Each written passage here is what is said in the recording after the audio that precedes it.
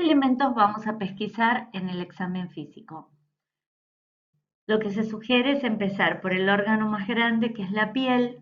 Hay que observar al paciente en forma íntegra. Hay que mirar si aparecen lesiones que pueden ser típicas o no. Si tiene los CD4 muy bajos, las lesiones van a ser indefinidas y más difíciles de definir, de determinar. Entonces, tenemos sarcomas de Kaposi, las lesiones que nombramos, pero hay que buscar la mínima mácula, nódulo, úlcera que encontremos. Con respecto a la orofaringe, la candidiasis, la leucoplasia vellosa, el Kaposi, las aftas, siempre hacer que el paciente abra la boca y examinar. Con respecto a los ganglios, es importante palpar ganglios cervicales y axilares. Los inguinales son menos específicos. Y luego cualquier alteración que podamos encontrar a nivel auscultatorio, en pulmones, corazón, en abdomen, vamos a buscar hepato o esplenomegalia. Siempre revisar genitales. Y por último, sistema nervioso. Ver, el paciente puede tener una desorientación, una alteración motriz o sensitiva. Y esto se va a exacerbar en pacientes de edad. Hoy en día se considera que la única diferencia entre un paciente HIV positivo y HIV negativo es que el HIV positivo es como si tuviera 10 años más de edad. Entonces, en un paciente que es anciano, que tiene VIH, vamos a encontrar muchísima patología concomitante que vamos a tener que manejar junto al VIH. Bueno, con respecto al laboratorio, ¿qué vamos a pedir? El laboratorio básico va a ser un hemograma con un recuento de plaquetas, si es posible, una eritrosedimentación, urea, creatinina, hepatograma, glucemia y una orina completa. Si se puede, previo al tratamiento, al inicio, triglicéridos, colesterol, un perfil lipídico es importante por la medicación que vamos a utilizar. En cuanto a las serologías, es importante pedir de inicio una BDRL, serología para hepatitis B, vamos a pedir antígeno de superficie, un anticuerpo anticore IgG y si es posible, un anticuerpo anti-S. Este es el que nos va a hablar de si el paciente tuvo contacto con el virus, si se curó una enfermedad o si fue vacunado y tiene anticuerpos. Si es negativo es porque no tiene ningún tipo de protección, ni natural ni vacunal, y por ende hay que vacunar. Hepatitis A, sería ideal pedir un IgG, sobre todo en hombres que tienen sexo con hombres, pero no está disponible en nuestro medio generalmente.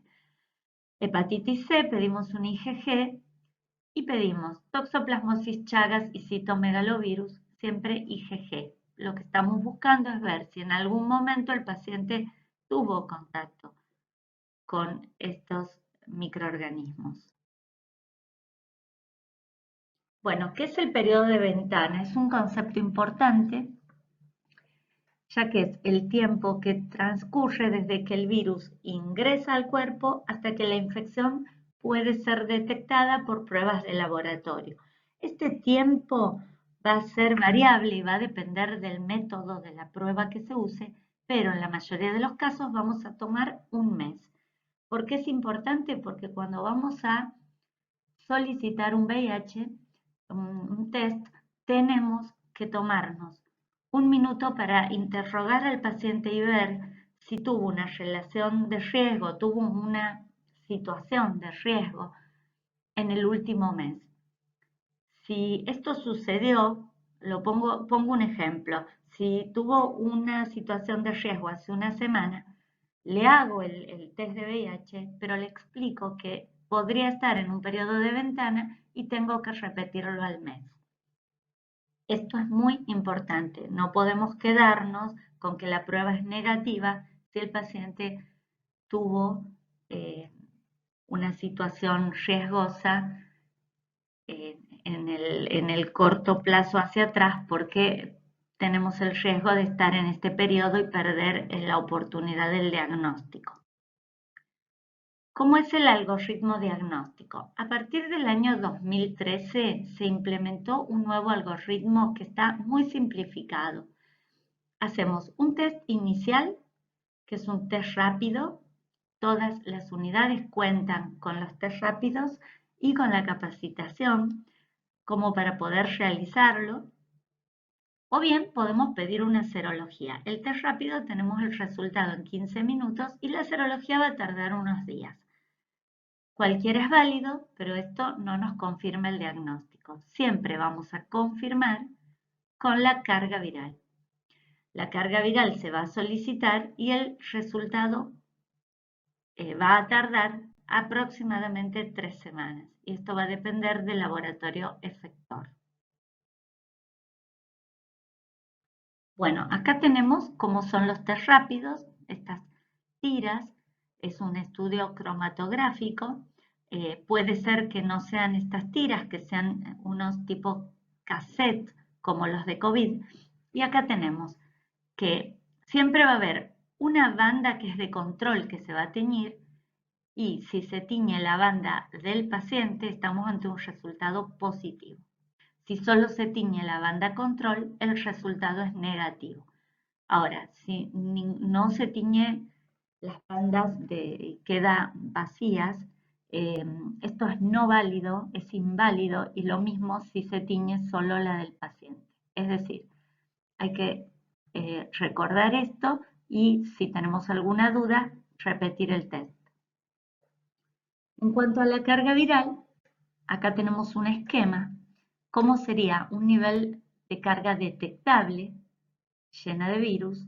Y cuando administramos la medicación, logramos que el virus desaparezca para los métodos de medición de carga viral, pero hay un nivel que en este momento es de 20 copias, a partir del cual hablamos de carga viral indetectable, es decir, el virus está y se sigue multiplicando, pero está por debajo de la línea de detección por los métodos actuales y por ello hablamos de carga viral indetectable. Este concepto es fundamental porque así como el virus permanece en muy poca cantidad, también permanece en los llamados santuarios, que son los órganos linfoides de todo el organismo.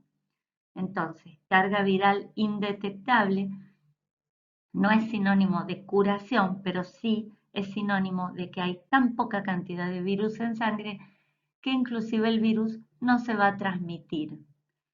Y esto va a permitir que los CD4 aumenten, que el sistema inmune se recupere y el paciente pueda tener una vida normal y llegando igual a la de un paciente HIV negativo.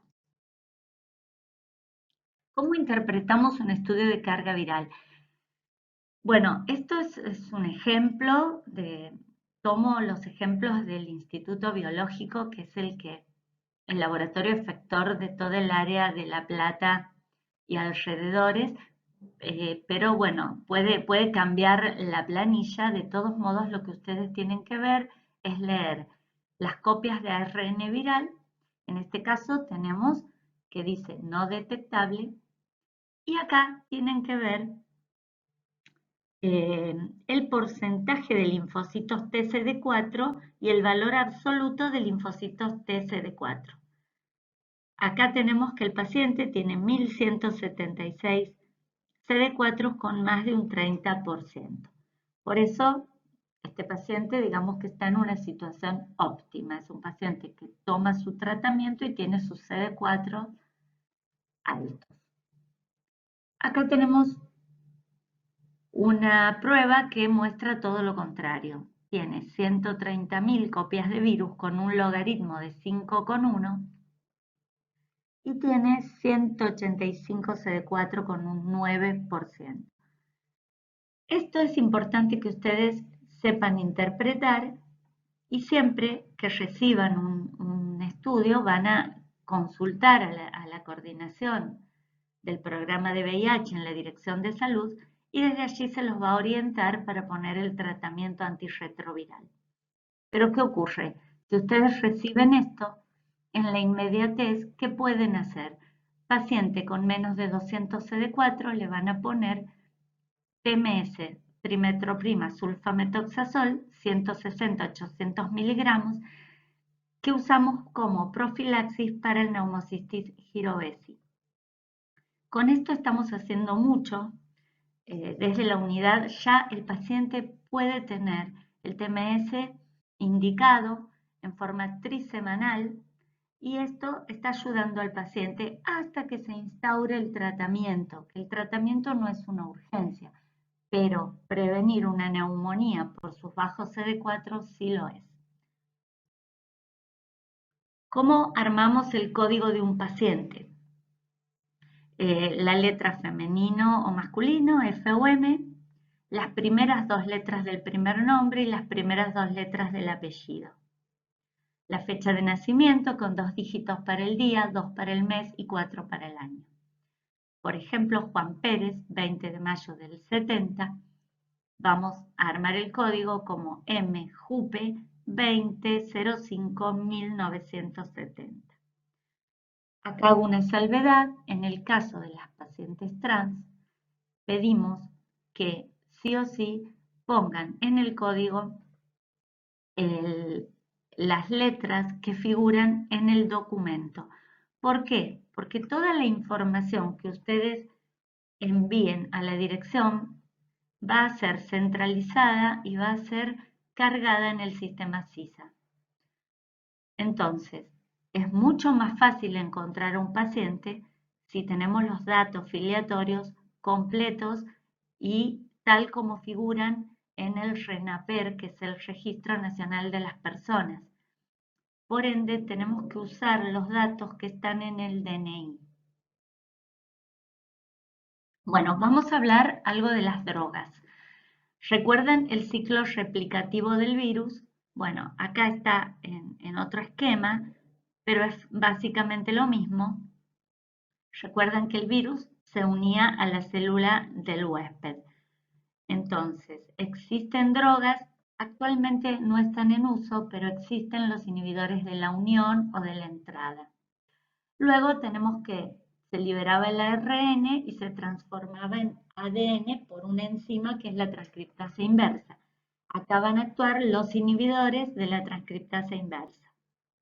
Luego tenemos que el virus se integra al núcleo de la célula, por la integrasa se va a comenzar a replicar. Acá tenemos inhibidores de la integrasa. Y luego tenemos cuando la proteasa, donde vamos a tener los inhibidores de la proteasa, es decir, esta enzima que va a permitir que los virus salgan infectantes a la circulación. Es decir, cuando usamos un cóctel, usamos drogas inhibidoras de la transcriptasa inversa más un inhibidor de la integrasa o más un inhibidor de la proteasa. Ahora vamos a ver cuáles son esos grupos de drogas. Dentro de los inhibidores de la transcriptasa inversa tenemos los nucleósidos como la abacavir, la amibudina, emtricitabina y tenofovir, los no nucleósidos como la efavirenz, la etravirina y la doravirina, los inhibidores de la proteasa, darunavir, más ritonavir como booster, y los inhibidores de la integrasa, raltegravir, dolutegravir y bictegravir. Entonces, tenemos aquellos que tienen asterisco, son drogas que vienen coformuladas con otras.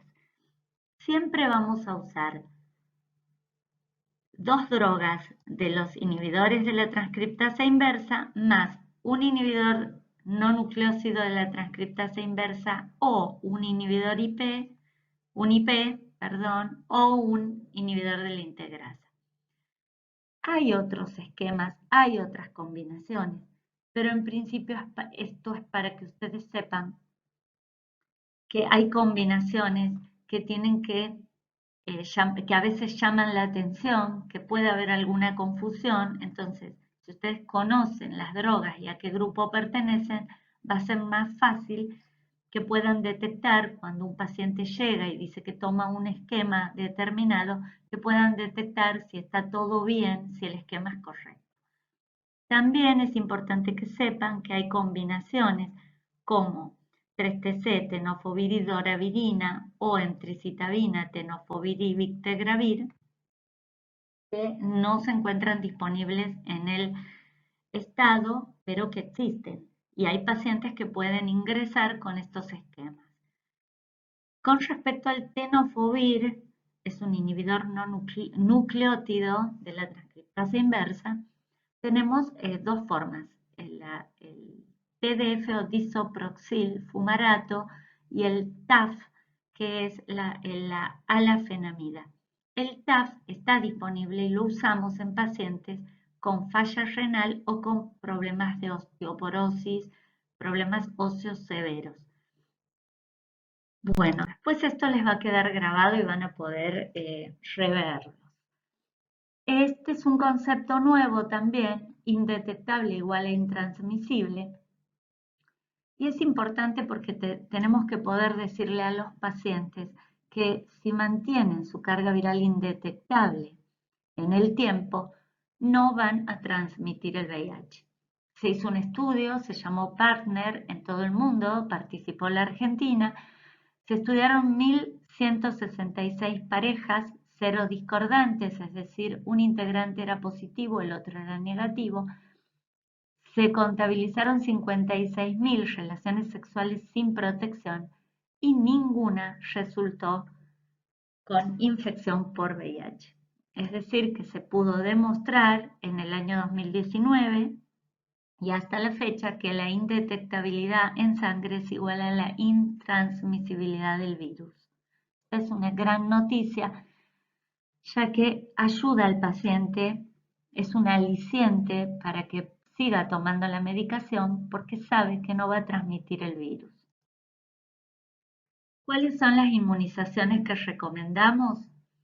La influenza, que es anual, la del neumococo. El esquema correcto es la primera, la 13 valente, y a los 2 meses la de 23 serotipos, la cual se va a repetir a los 5 años y luego de los 65 años. Si el paciente ya tuviera más de 65 años, le aplicamos la 13 valente y a los 2 meses la 23.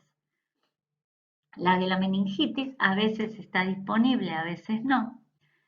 Tétanos, difteria cada 10 años y hepatitis B, que son 3 dosis, 0, 30 y 180 días, continuamente disponibles para todos. La tienen que solicitar al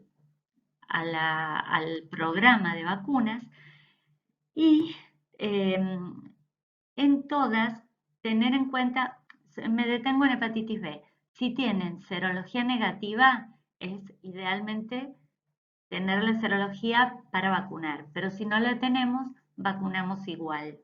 Hacemos lo que se llama una vacunación en sucio y vacunamos a todos los pacientes con VIH. En realidad debería ser universal, pero en principio nuestros pacientes VIH positivos tienen que estar vacunados. Y la de hepatitis A, la cual no siempre está disponible. Idealmente tenemos que tener CD4 para vacunar, porque si los CD4 están muy bajos va a haber muy poca respuesta a esa vacuna. Entonces, cuanto más altos los CD4, mejor respuesta a la vacuna. Vamos más a la parte práctica, cómo vamos a manejarnos en el ámbito del SPV. Estas son situaciones que vemos a diario. Paciente que ingresa con un diagnóstico realizado extramuros, refiere ser VIH, pero no tiene ninguna historia clínica, medicación, o bien puede ser que traiga la medicación. Es necesario contar con un aval, contar con una información fidedigna para poder decir que el paciente es VIH. Entonces, lo primero que tienen que hacer desde las unidades es consultar a la coordinación de VIH. Y nosotros, en la dirección que tenemos centralizada la información, vamos a hacer una búsqueda en el CISA y si el paciente se encuentra registrado como VIH, ya sea en otro hospital o en otra provincia inclusive, vamos a encontrarlo y vamos a poder mudarlo al ámbito del SPV. Ahora, si el paciente no se encuentra registrado en CISA, tenemos que estudiarlo de cero para definir el diagnóstico. Es decir, arrancamos como si fuera este paciente. Le hacemos un test, si da positivo, este paciente es un paciente que testeamos, da positivo. Confirmamos el diagnóstico con la carga viral y se notifica a la coordinación. Nosotros con el diagnóstico confirmado vamos a cargar en CISA al paciente y le vamos a solicitar la medicación. Es decir, esto no es una urgencia, no es por reclamos, ya sea del paciente o judicial. Tenemos que poder explicar que el inicio de tratamiento no constituye una urgencia, que tenemos que estar muy seguros del diagnóstico para implementar un tratamiento.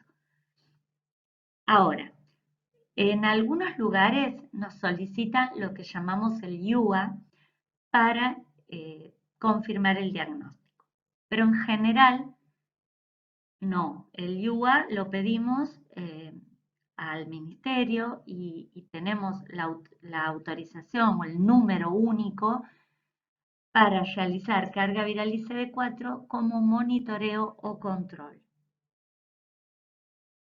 Acá tenemos más claro los pasos. En primer lugar, el test rápido o la serología. Esto lo vamos a hacer con la planilla que solicite el laboratorio de referencia. En segundo lugar, tenemos la solicitud de diagnóstico. Si vamos a confirmar el diagnóstico, la vamos a llenar completa con DNI, código, vías de transmisión y vamos a llenar esta segunda parte que dice obtención de la muestra, primera muestra, como ya le hicieron este test rápido o la serología, acá ponen positivo test rápido o ponen positivo por ELISA y piden la segunda muestra carga viral y CD4, porque estamos pidiendo estos valores para confirmar. Ahora, si lo que vamos a hacer es un control en el paciente, vamos a usar esta planilla en la cual vamos a poner el IUA, vamos a poner el código del paciente, el DNI, vamos a marcar los estudios que pedimos, el hospital o la unidad de procedencia y acá el médico que lo solicita va a firmar y sellar. Van a marcar el estadio VIH de acuerdo a la tabla que vimos inicialmente. Acá siempre tienen que completar, si tiene serología confirmada, sí, que este es un estudio ya control, es de seguimiento de infección. Van a marcar los CD4, la carga viral, van a poner el valor y la fecha, el último que tenga, no importa el tiempo que haga. Y acá van a poner, con que pongan el último esquema antirretroviral y desde cuándo lo toma, es suficiente. Bueno, vamos a hablar del SISA. Este es el Sistema Integrado de Información Sanitaria Argentina. Quiero que vean cómo es la pantalla y quiero que vean que toda información enviada desde las unidades se centraliza en la dirección y se cargan los datos. Estos datos que ustedes envían y que sabemos que cuesta tanto y es tan engorroso y burocrático, sirven, no se pierden y son volcados acá. Este es el programa de la Dirección de SIDA y ETS, se llama SVIH, del Ministerio de Salud de la Nación. Acá tenemos registro de VIH, mudanza de pacientes. Es a donde recurrimos cuando ustedes dicen, tenemos un paciente VIH, no sabemos si el diagnóstico es correcto, lo buscamos ahí, lo mudamos a nuestro ámbito.